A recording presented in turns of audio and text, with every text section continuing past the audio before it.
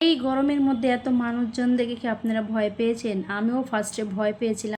ছিল শুক্রবার মানে বন্ধের দিন, তার উপর আবার মেলা কয়েকদিন হয়েছে বসেছে, এই কারণে গ্যাঞ্জামটা বেশি ছিল। আর মানুষজন অনেকেই ছিল, তার মধ্যে ছিল প্রচণ্ড লেভেলের গরম, এই কারণে মানে আরও বিরক্ত লাগছিল। আমি তো যেতেই চাইনি, তো বাবুর জন্য যাওয়া হয়েছে। ওই খুবই কান্নাকাটি করছিল বাহিরে যাওয়ার জন্য। ইলহামের বাবা বলল যে চলো তোমাদেরকে মেলায় ঘুরে নিয়ে আসি। ও মা, সামনে এসে দেখি এই একটা অবস্থা, তো কি করবে, সে যেহেতু পড়েছি তার মানে তো ঢুকতেই হবে, তাই না? তো ফার্স্টে অনেক লম্বা লাইন ধরে টিকিটটা কেটে তারপরে ভিতরে চলে গেলাম, এটাই হচ্ছে ফার্স্টের দিকে। তারপরে আমরা এখানে চলে আসলাম, মানে পানির খেলা দেখতে চলে আসলাম। মানে এত এত গরম ছিল বলার মতন, আমার তো মনে হয় আমার জীবনটাই বের হয়ে যাবে।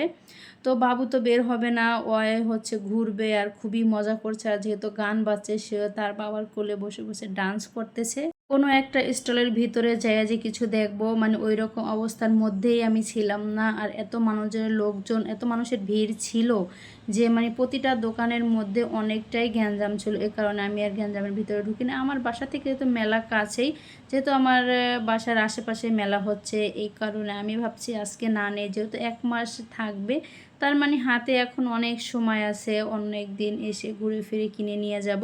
যেহেতু মেলার কোনো কিছুই আমার ওরকমভাবে পছন্দ হয় না, যদি হয়েও থাকে দুই একটা, তাহলে তারা প্রচণ্ড লেভেলের দাম চায়, এই জন্য বেশি বিরক্ত লাগে। এই জন্য ইলহামের বাবা বলে যে তোমাকে বাইরে থেকে কিনে দেবো তোমার পছন্দ মতো, কিন্তু এখান থেকে কিনতে হবে না তোমার। আর আমার ছেলের কথা কি বলবো, সে তো প্রতিটা রাইডে ওঠার জন্য পাগল হয়ে গেছে, কান্নাকাটি করতেছে ওঠার জন্য। কিন্তু তার ওঠার মতো একটা রাইডও খুঁজে পাচ্ছি না, কারণ সে এখনও ছোট আর অন্য সব বাচ্চাদের মতো অতটাও চালু না। এমনি খেলাধুলার দিকটা খুবই চালু, কিন্তু মানে অন্য অন্য যে রাইডগুলো আছে ওগুলোতে অনেক বড় বড় বাচ্চারা উঠেছে, কিন্তু ও ওটার সাথে উঠতে পারবো না, মানে খেলতে পারবো না। এই যে বড় বড় স্লিপারগুলো আছে ওটাতে উঠতে চেয়েছে, ওটার জন্য খুবই কান্না করেছিল, কিন্তু উঠাইতে পারি নাই।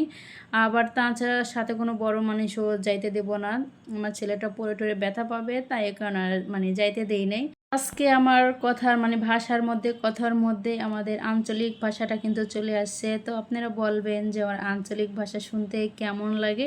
তো যাই হোক, মেলার ভিতর থেকে বের হয়ে চলে আসি। তারপর ইলহামের বাবা বলল তুমি একটু দাঁড়াও, তোমার কয়েকটা ছবি তুলে দেই, তা না হলে তো বলবা না যে, মানে বলতে পারবা না যে তুমি এখানে আসছিলে, এটা তোমার স্মৃতি। তো আমি বললাম আচ্ছা দাঁড়াই। আর পিছনে এত লোকজন ছিল, শান্তি মতো একটা ছবি উঠাতে পারছিলাম না। তো এখানে সে ছবিও তুলতেছে, ভিডিও করতেছে।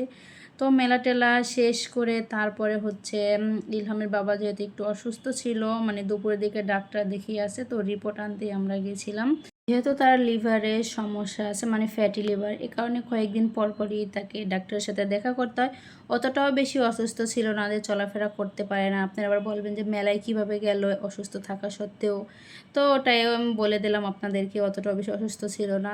যাই হোক, আজকে এই পর্যন্ত, সবাই ভালো থাকেন, সুস্থ থাকেন, আমাদের জন্য দোয়া করেন। আজকে এই পর্যন্ত, আল্লাহ হাফেজ।